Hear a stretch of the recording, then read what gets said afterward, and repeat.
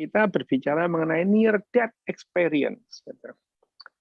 Nah, kalau kita ngomong near death experience ya berarti belum dead ya. Gitu. Yang dilakukan flatliner terus orang disuntik mendekati mati itu tidak mungkin dilakukan karena itu bertentangan dengan prinsip-prinsip penelitian. Pasti dilarang itu oleh komite etik. Kita bereksperimen membahayakan keselamatan jiwa manusia itu tidak boleh kan gitu ya. Jadi kalau orang disuntik itu terus kemudian mendekati mati terus ditanya alasannya, itu sudah 99,999% itu bohong lah itu. Tidak boleh dilakukan. Kalau di film, apalagi film fiksi ya dinikmati aja. Di Scooby-Doo itu ya ada di film, itu Scooby-Doo itu. Tapi kan ya apa Scooby-Doo itu ada beneran gitu ya. Saya bisa menikmati Harry Potter tanpa ngotot bahwa Harry Potter itu ada gitu ya. Jadi ya nggak apa-apa. Dongeng-dongeng kalau ya dinikmati aja itu ya.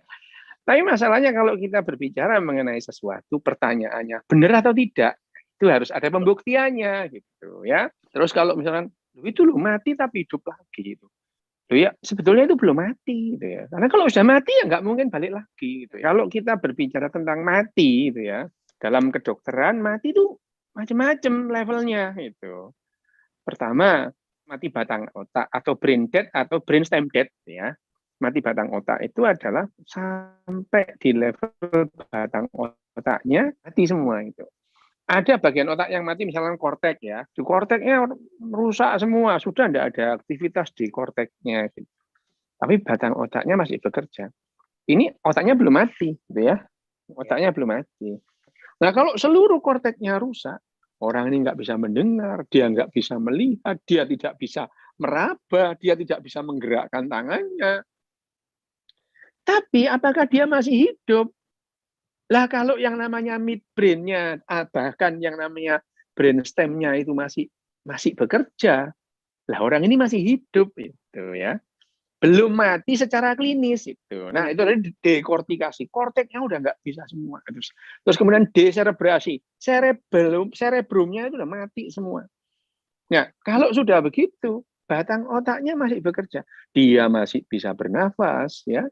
Dia masih bisa kedip-kedip gini kalau diculek gitu ya, itu refleks-refleks batang otak. Nah, dalam hal ini secara kedokteran, secara klinis belum dinyatakan mati. Kenapa? Brainstem-nya masih bekerja. Jadi tingkatan mati dalam kedokteran itu ya banyak. Ada mati subkortikal itu tadi ya, dekortikasi dan deserebrasi. Nah, yang terakhir itu yang disebut brainstem dead. Mati batang otak. Itu berarti seluruh otaknya sudah tidak bisa bekerja lagi alias mati. Dan kalau sudah brainstem dead ini, orang tidak akan kembali hidup lagi. Gitu. Apakah organ-organ yang lain masih hidup? Masih gitu. Banyak itu di ICU misalnya ya. Secara klinis dia udah mati. Meskipun jantungnya masih ada, ginjalnya masih bekerja, livernya masih bagus, pencernaannya juga bagus gitu ya. Bahkan kalau di Jepang ini ya, di Jepang yang namanya brain dead itu, brainstem itu bisa bertahan bertahun-tahun itu. Ya kalau di Indonesia waktu saya pendidikan itu bedah saraf itu lihat orang mati batang otak paling bertahan di ICU ya 1 minggu maksimal 2 minggu habis itu mati ya.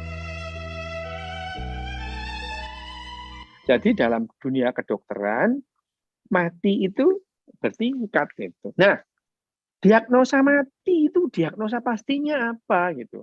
Kalau kita mendengarkan jantung tidak berdetak, nadi tidak teraba, tensinya juga tidak teraba gitu, nafasnya tidak ada, itu pada umumnya didiagnosa sebagai mati gitu. Hanya saja diagnosa pasti dari mati klinis harusnya dilakukan EEG, elektroensefalografi itu. Kalau dilakukan EEG bahwa tidak ada lagi aktivitas di otaknya, orang ini mati otaknya gitu ya. Dan secara klinis mati. Tapi kalau di Indonesia orang di EEG siapa yang bayari gitu ya. Dan itu tidak diharuskan untuk mendiagnosa orang sebagai mati itu di mana di Indonesia itu harus pakai EEG. Nah itu dia bahwa yang namanya ini loh dok itu sudah mati. Dia kalau itu mati itu ya terus hidup lagi itu ya berarti belum mati. Lah berarti apa? Itu dikira mati tapi belum mati gitu ya. Kok bisa? Loh ya yang namanya diagnosa itu lah kamu kira dokter itu nggak bisa salah mendiagnosa? Bisa itu. Sering dokter salah mendiagnosa itu. Kenapa? Ya karena alatnya, toolnya, terus kemudian penunjangnya itu tidak seragam itu. Diagnosa misalnya di pelosok itu, mana tahu kalau kemudian bisa mendiagnosa adanya stroke, infak atau stroke penyumbatan kalau tidak dengan MRI atau CT scan, nggak bisa gitu ya. Hanya kira-kira, ini kira-kira stroke loh, belum tentu itu ya. Nah, itu yang menunjukkan bahwa sebetulnya orang yang mati suri itu pada dasarnya dikira mati, tapi belum mati. Sel otak itu kalau sudah mati, mati. Nggak usah lah mati semua. Misalkan stroke gitu ya. Stroke itu daerah tertentu di otak sedikit atau banyak ada yang mati. Dan stroke itu ada bagian dari otak yang tidak dialiri oleh darah. Itu yang membuat darah itu mati. Kenapa? Karena sel kita, bahan bakar sel kita itu cuma satu yang namanya ATP, ya, adenosin trifosfat itu. Di mitokondria kita itu glukosa itu diubah menjadi 38 ATP kalau ada oksigen itu. Nah, otak kita itu, jaringan otak kita tidak mempunyai cadangan glukosa dan tidak mempunyai cadangan oksigen. Begitu aliran darah berhenti, 90 detik setelah itu sel kita akan mati gitu. Itu nggak kayak mesin sel itu. Kalau mesin mobil mogok terus kemudian beberapa saat tadi nanti dialiri listrik dikasih bensin nyala lagi.